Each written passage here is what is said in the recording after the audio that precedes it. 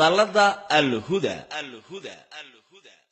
ogeysiis dadweynuhu darajada aqoonta iyo duruusta iyo cilmiga sugan dallada ugu sidato dalkoo idil hormuud u ah ogow dalladu waa huda waxa taa daliilu ah doorkii lagu tartamayay ilaa heer degmiyo gobol dugsi waliba soo dhigay dadaalkii waxbarashada darajada dhibcaha sare daa'uud la yaabiyo taariikhda duug ah baal dahab lagu qoray ogow dalladu waa huda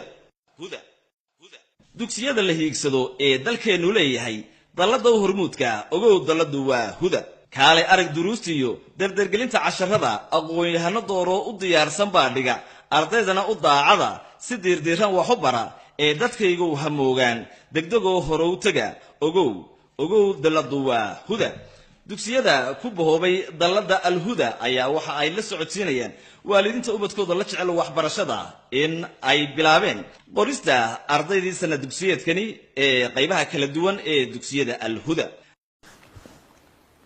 dugsiyada dallada AL-HUDA oo kamid ah hormuudka waxbarashada dalka kuna kala yaala gobolada wadanka waxay kaalmo hore ka galeen imtixaanadii shahaadiga ahaa ee kala dambeeyay dallada AL-HUDA ardayda ka baxda dugsiyada ay maamusho waxay u raadisaa deeq waxbarasho 18 kamid ah ardaydii dhamaysatay dugsiga sare ayaa sanadkii hore Suudaan u tagay deeq waxbarasho oo ay dalladu u soo heshay iyadoo kuwii sanadkana la sugayo dugsiyada AL-HUDA qaybtooda Hargeysa waxay ku kala yaalaan AL-HUDA Secondary School waxa uu ku yaalaa isha Boorame koonfurta warshadii hore ee caanaha dugsiga sare ee Al-Jamaal xaafada Sheekh Nuur dhanka koonfureed ee Sariibada dugsiga hoose dhexe ee AL-HUDA bariga dalcada Siinay ama dalcada wadada Cali Jaamac dugsiga hoose dhexe Ibnul Qayyim xaafada isha Boorame wadada Cabdiidaan dugsiga hoose dhexe ee Ar-Rayaan daadiga koonfureed ee wadada October xaafada Maandeeq dugsiga hoose dhexe ee Al-Jamaal xaafada Sheekh Nuur dhanka koonfureed ee kaalinta cilmi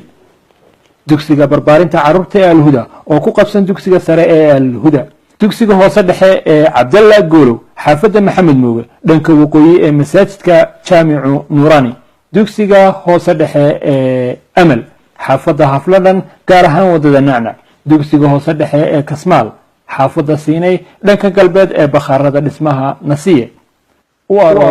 darka aqoonta ee dugsiyada AL-HUDA